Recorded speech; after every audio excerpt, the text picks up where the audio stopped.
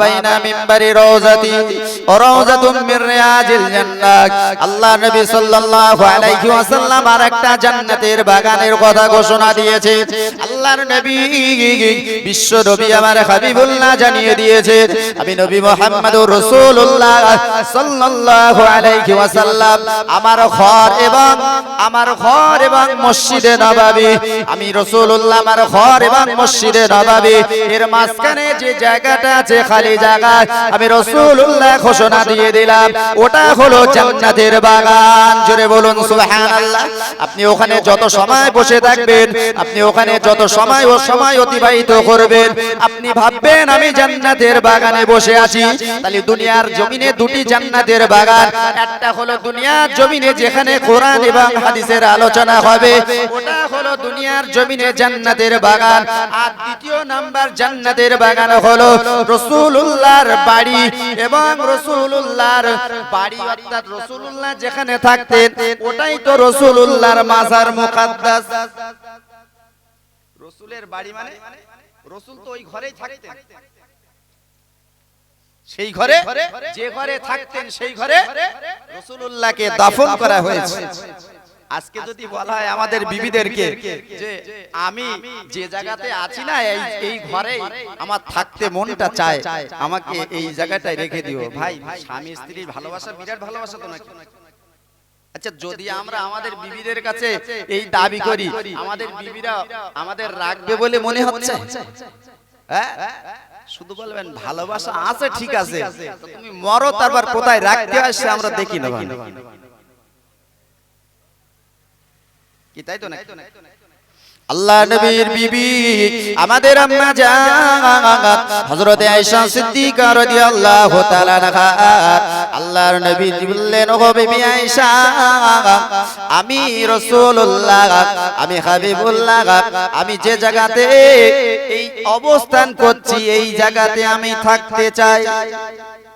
ওগো আমার টুকটুকি বিবি আয়েশা রে, তুমি বলো না এতে তোমার মতামত কি আছে, একটাবার বলো তোমার মত। আল্লাহ নবীর বিবি আমাদের আম্মা জান ওই সময় ডেকে বলেছিলেন, ইয়া রাসূলুল্লাহ, ইয়া হাবিবাল্লাহ, হুজুর গো, আমি আয়েশা আমার নসিবটা বড় ভালো, আমি আয়েশা আমার কপালটা বড় ভালো যে আপনি আমার ঘরে গিয়ে থাকতে চান শেষ নির্ধারায়, আপনি শেষ নির্ধারায় শেষ বয়সে শেষ জীবনটা আপনি আমার কাছে কাটাতে চান। এটাই তো আমার সৌভাগ্য।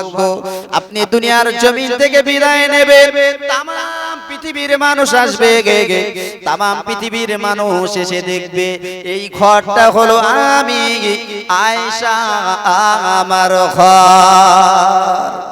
একটু জোরে হবে না সুবহানাল্লাহ? সেই জান্নাতি বাগান আসতে মনটা চায় না গো। কপাল ফাটা মুসলমান। আজকে আমরা মুসলমান হয়েছি, আজকে আমাদের কাছ থেকে মসজিদ চলে যাচ্ছে, আমাদের কাছ থেকে মাদ্রাসা চলে যাচ্ছে, আমাদের কাছ থেকে খানকা চলে যাচ্ছে। আমরা একটাবার ভাবি না, সব নিয়ে একটাবার ভাবছি না। এই সরকারের কাছে একটা তথ্য জমা দিতে হচ্ছে না, উমিদ পোর্টাল বলে, এইটা আমরা কিন্তু একটাবার ভাবছি না যে কতটা ভালো খারাপ কি হচ্ছে, কি জিনিস খেতে হয় না মাখতে হয়, কোন জিনিস আমরা কিন্তু ভাবছি না। আজকে রাসূলুল্লাহর ভালোবাসায় আমরা এই সব নবিয়ানা জলসাগুলো আসবো, এই মন মানসিকতার অভাব। নবীর ভালোবাসায় আজকে সারা জায়গায় আমরা ব্যানার টাকিয়ে রাখছি, আই লাভ মুহাম্মদ, আমি মুহাম্মদুর রাসূলুল্লাহ সাল্লাল্লাহু আলাইহি ওয়াসাল্লামকে ভালোবাসি, তাই না? আচ্ছা, ভালোবাসি ওই ব্যানার টানালে কি হয়ে যাবে? আল্লাহ নবী সাল্লাল্লাহু আলাইহি ওয়াসাল্লাম আমার বিশ্ব নবী আমার জিহাদের ঘোষণা করে দিলেন, ওগো বাবা সাহাবীরা চলে এসো, কে কোথায় আছো চলে এসো, জিহাদের ময়দানে চলে যেতে হবে। বাবা কে কোথায় আছো চলে এসো, বাবা জিহাদের ময়দানে চলে যেতে হবে। আল্লাহ নবী সাহাবী সমস্ত জায়গায় ঘোষণাটা দিয়ে দিলেন, হে রাসূলুল্লাহ, সাহাবীরা চলে এসো, আমার বিশ্ব নবী আমার হাবিবুল্লাহ জিহাদের জন্য ঘোষণা দিয়ে দিয়েছে জিহাদের ময়দানে যেতে হবে আমার রাসূলুল্লাহর সমস্ত সাহাবায়ে কেরাম যে যেখানে ছিল সকলে চলে আসলেন আল্লাহর নবীর একজন সাহাবী যার নাম ছিল হানজালা নাম শুনেছেন আল্লাহ নবী সাহাবী হানজালা আমার নবীকে এতটা ভালোবাসতেন আমার নবীকে এতটা মহব্বত করতেন হযরতে হানজালা রাদিয়াল্লাহু তাআলা আনহু হুজুর আমার ওই সময় চিন্তা করলেন আল্লাহর নবী বিশ্ব নবী আমার ডেকেছেন জিহাদের ময়দানে আমাকে তো জিহাদের ময়দানে যেতে হবে কিন্তু আল্লাহর নবী সাহাবী হানজালার ওই দিনটা ওই রাতটা ছিল বিবাহর রাত তার নতুন বিবিকে নিয়ে তিনি খোশ গল্প করছেন বাসর ঘরে আছেন বাসর ঘরে নতুন বিবিকে নিয়ে আলোচনা করছেন নতুন বিবিকে নিয়ে খোশ মেজাজে আছেন ওই সময় রাসূলুল্লাহ সাহাবী ঘোষণাটা দিয়ে দিল আচ্ছা আজকে যদি এই গ্রামে কারোর বিয়ে হয় নতুন আচ্ছা সেই লোক সেই ছেলেটা বাড়িতে নতুন বউ রেখে এই মজলিসে আসবে বলে বিশ্বাস হয় হ্যাঁ শুধু ব্যানার টানালি ভালোবাসা হবে কি আমার আলোচনা বুঝতে পারছেন যে ছেলেটা নতুন বিয়ে করেছে সেই ছেলেটা নবিয়ানা জলসায় আসবে বলে মনে হয় আরে সামান্য বেই এসেছে বেইকে রেখে আসতে পারে অনেকের বিন এসেছে বিনের সঙ্গে গল্প করতে গিয়ে সময় কাটিয়ে দিচ্ছে মজলিসে আসবে ও সময়টা নেই কি বড় ভুল বললাম নাকি ভাইরা ভাই এসেছে শালা এসেছে আচ্ছা তাদেরকে নিয়ে এত ব্যস্ত মজলিসে আসার সময় নেই আর নতুন বিয়ে করলে আসবে এটা বিশ্বাস হয় আল্লাহ নবী সাহাবী হযরতে হানজালা ওই সময়তে তিনি চলে গেলেন আর থাকা হবে না আল্লাহ নবী জিহাদের ময়দানে ডেকেছে আর আমি আজকে যদি আমার বিবিকে নিয়ে খোশ মেজাজে থেকে যাই আমার বিবিকে নিয়ে যদি আনন্দে কাটিয়ে দেই না না না কাল হাসরের মাঠে ময়দানে মাহশরে বিশ্ব নবীর সামনে কেমন করে উঠব বিশ্ব নবীর সামনে আমি আমার মুখটা কেমন করে দেখাবো না না না আমার মুখটা আমি দেখাতে পারবো না ওই সময় ঘর থেকে বাইর হয়ে সোজা চলে গেলেন জিহাদের ময়দানে আল্লাহর নবী বিশ্ব নবী আমার জিহাদের ময়দানে যেখানে সাহাবীদেরকে নিয়ে বসে আছেন ওই জায়গাতে তিনি চলে গেলেন আল্লাহর নবী সাল্লাল্লাহু আলাইহি ওয়াসাল্লাম সাহাবীদের নিয়ে জিহাদের ময়দানে আছেন কাফের বেঈমানদের সঙ্গে যুদ্ধ করছেন আল্লাহর নবী ওই সময়তে দেখতে পাওয়া যায় জিহাদের ময়দানে যখন যুদ্ধ করছে ওই যুদ্ধের ময়দানে আল্লাহর নবী সাহাবী হানজালা শরীক হয়ে গেল জোরে বলা যাবে না সুবহানাল্লাহ আল্লাহ নবী সাহাবী হযরতে হানজালা রাদিয়াল্লাহু তাআলা আনহু তিনি কেমন করে মক্কার বেঈমান কাফেরদেরকে মেরে মেরে শেষ করে দিচ্ছে মক্কার বেঈমান কাফেরদেরকে মেরে মেরে শেষ করে দিতে দিতে এমন একটা পর্যায়ে চলে আসলো আল্লাহ নবী সাহাবী দুর্বল হয়ে পড়েছেন আর বেঈমান কাফেরেরা এসে আল্লাহ নবী সাহাবী হানজালার উপরে তলোয়ারটা চালিয়ে দিল এমন ভাবে তলোয়ারটা চালিয়ে দিল আল্লাহর নবী সাহাবী হানজালা দুনিয়ার জমিন থেকে শহীদ বরণ করলেন আল্লাহ নবী সাহাবী হানজালা যখন শহীদ বরণ করেছিলেন আল্লাহ নবী সাহাবী যখন শহীদ বরণ করলো দেখতে পাওয়া যায় যুদ্ধ শেষ যখন হয়ে গেল একটা পর্যায়ে যুদ্ধ শেষ হয়ে গেল আল্লাহ নবী বিশ্ব নবী আমার ওই সময় সাহাবীদেরকে বলে দিলেন এ বাবা সাহাবীরা যাও যাও আমার কোন সাহাবী কোথায় পড়ে আছে আমার সাহাবীদের লাশগুলোকে একটা জায়গায় করে ফেলো আমার সাহাবী যারা শহীদ হয়েছে শহাদা হুজুরদের লাশগুলোকে একটা জায়গায় করে ফেলো সমস্ত শহীদার লাশগুলোকে একটা জায়গায় করছেন কিন্তু না না না হঠাৎ করে একটা মহিলা এসে হাজির হয়ে গেল মহিলা এসে হাজির হয়ে বলছে ইয়া রাসূলুল্লাহ ইয়া হাবিবাল্লাহ হুজুর আল্লাহর নবী ওই সময়তে বললেন মা মা কে কে কে তুমি বলো না মা এই যুদ্ধের ময়দানে জিহাদের ময়দানে তুমি কেন এসে হাজির হয়েছো জিহাদের ময়দানে তো মহিলারা আসে না তুমি কেন এসেছো ওই সময়তে আল্লাহর নবীকে ডেকে বলেছিলেন ইয়া রাসূলুল্লাহ ইয়া হাবিবাল্লাহ হুজুর গো না না না আমি এমনি নিয়ে আসিনি, আমি এমন একজন মহিলা গত রাত্রে আমার বিবাহ হয়েছে, আমাদের বাসর রাত ছিল। ইয়া রাসূলুল্লাহ ইয়া হাবিবাল্লাহ, হুজুর গো গত রাত্রে আমাদের বাসর ঘর, আমাদের ফুলসজ্জার রাত ছিল ইয়া রাসূলুল্লাহ। কিন্তু আমাদের যে বাসর ঘর আপনি যখন জিহাদের ঘোষণাটা দিয়েছেন, সঙ্গে সঙ্গে আমার স্বামী আর থাকতে পারলো না, ওই বাসর ঘর থেকে গিয়ে জিহাদের ময়দানে এসেছে। ইয়া রাসূলুল্লাহ ইয়া হাবিবাল্লাহ, হুজুর আমি খবরটা পেয়েছি এই জিহাদের ময়দানে আমার স্বামী হানজালা দুনিয়ার জমিন থেকে বিদায় নিয়ে শহীদ বরণ করেছে। ইয়া রাসূলুল্লাহ আমি এতে কোনো অসন্তুষ্ট নয়। একটু জোরে বলা যাবে না? আর একটু জোরে হবে না? একটু তাকবীর দেন তো, নারে তাকবীর। বলছে ইয়া রাসূলুল্লাহ আমার স্বামী জিহাদের ময়দানে শহীদ হয়েছে, এতে আমি কোনো দুঃখ করি না, আমি এতে কোনো আফসোস করি না। একটু জোরে বলুন না সুবহানাল্লাহ। মা তুমি কেন এসেছো মা?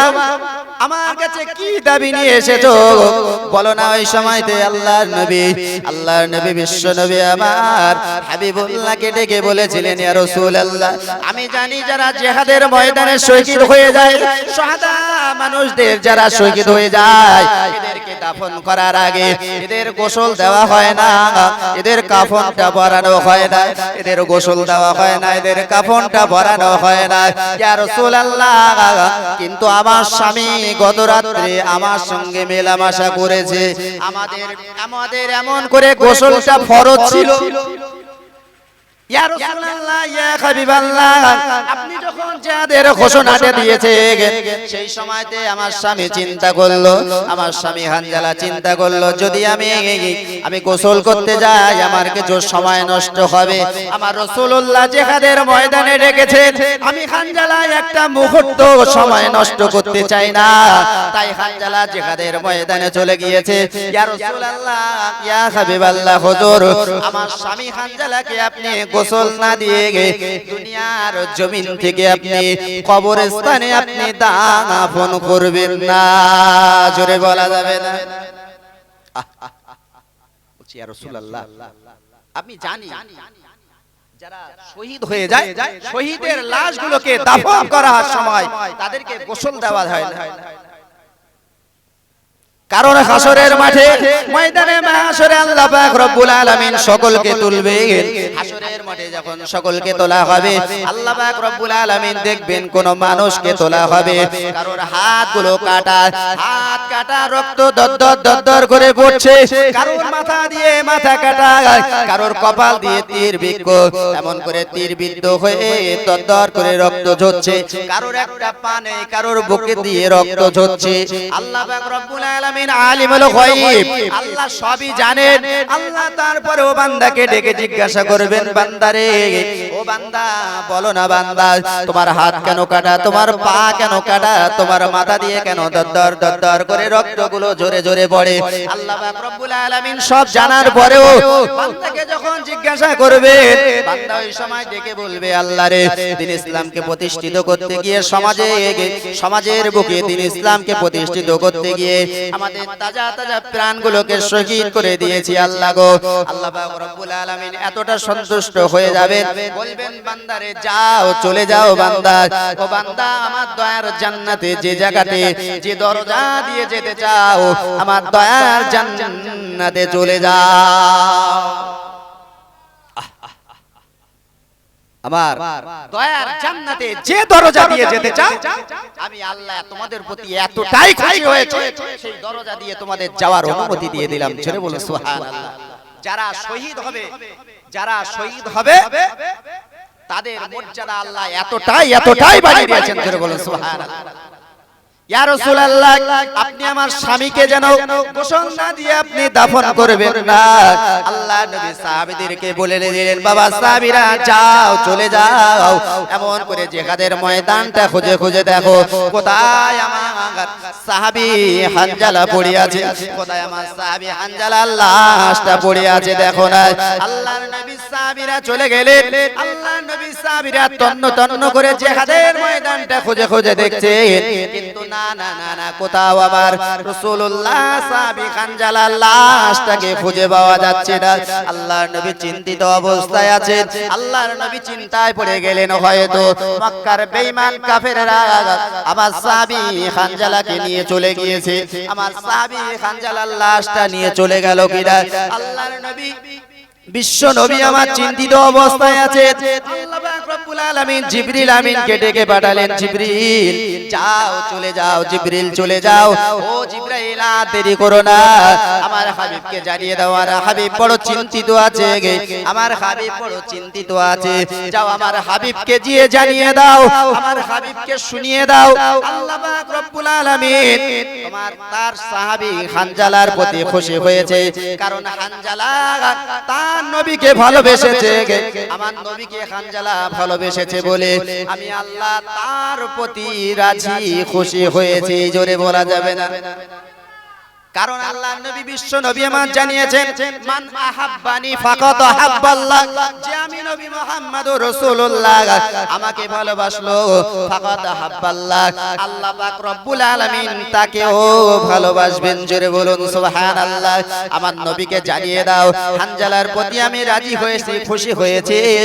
তামাম এমন করে তামাম মাঠটা খুঁজলে খুঁজলে কোথাও হানজালার লাশটা খুঁজে পাবে না, জিহাদের ময়দানে কোথাও খুঁজে পাবে না আমার হানজালার লাশ, কারণ হানজালার প্রতি আমি এতটা রাজি হয়েছি, জমিন থেকে আমার হানজালার লাশটাকে তুলে নিয়ে আসমানে গিয়ে আল্লাহর ফেরেশতারা, দুনিয়ার কোনো মানুষে নয়, দুনিয়ার কোনো মানুষে নয়, দুনিয়ার কোনো পানি দিয়ে নয়, দুনিয়ার কোনো মানুষে নয়, দুনিয়ার কোনো পানি দিয়ে নয়, আল্লাহর ফেরেশতারা হাউজে কাউসারের পানি দ্বারা হানজালার গোসলটা দিয়ে দিচ্ছে। একটু জোরে হবে না? আল্লাহ নবী ওই সময় বললেন, মা, ও মা জননী, তোমার নসিবটা বড় ভালো, ও মা জননী তোমার নসিবটা বড় ভালো, ও মা জননী তোমার নসিবটা বড় ভালো, তোমার স্বামী শহীদ হয়েছে, তোমার স্বামী আমি রাসূলুল্লাহ আমাকে বড় ভালোবাসতো, আর আমার ভালোবাসার কারণে আল্লাহ পাক রব্বুল আলামিন এই ভালোবাসাটাকে কবুল করে নিয়েছে, আর কবুল করে নেওয়ার কারণে আল্লাহর ফেরেশতারা দুনিয়ার কোনো মানুষে নয়, দুনিয়ার কোনো পানি দিয়ে নয়, দুনিয়ার কোনো মানুষে নয়, দুনিয়ার কোনো পানিতে নয়, আল্লাহর ফেরেশতারা হাউজে কাউসারের পানি দিয়ে গোসল দিচ্ছেন। জোরে বলুন সুবহানাল্লাহ। দরুদ শরীফ আল্লাহুম্মা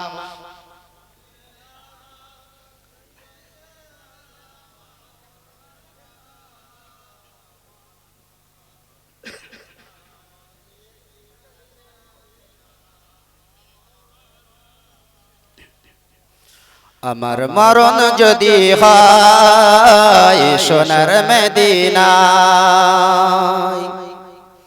আমার মরণ যদি হয় সোনার মদিনায়, আমার দাফন যদি হয় সোনার মদিনায়, আমার মরণ যদি হয় সোনার মদিনায়, আমার দাফন যদি হয় সোনার মদিনায়, ওই মদিনার ধুলা বালি লাগবে আমার গায়ে, ওই মদিনার ধুলা বালি লাগবে আমার গায়ে, আমার মরণ যদি হয় সোনার মদিনায়।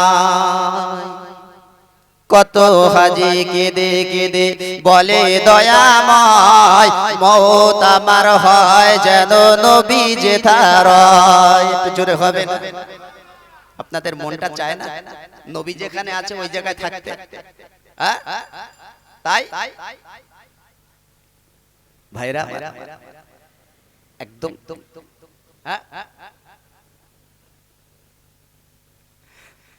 আজানের সময় হয়েছে, আজান হবে, নামাজ হবে টাইম মতো। তো কবিতার ভাষায় বলছেন, কত হাজি কেঁদে কেঁদে বলে দয়াময় মওত আমার হয় যেন নবী যে তার সুপারিশ পেলে পরে তার সুপারিশ পেলে পরে জান্নাত নসিব হয় আমার মরণ যদি হয় সোনার মদিনায় আমার দাফন যদি হয় সোনার মদিনায় রওজা নবীর দেখলে পরে প্রাণটা ভরে যায় নয়ন যুগল অশ্রু ঝরে পলক ভিজে যায় শুরু হবে না সুবহানাল্লাহ রওজা নবীর দেখলে পরে প্রাণটা ভরে যায় নয়ন যুগল অশ্রু ঝরে পলক ভিজে যায় মনে আমার আশা জাগে মনে আমার আশা জাগে দিদার যেন হয় আমার মরণ যদি হয় সোনার মদিনায় আমার দাফন যদি হয় সোনার মদিনায় আল্লাহুম্মা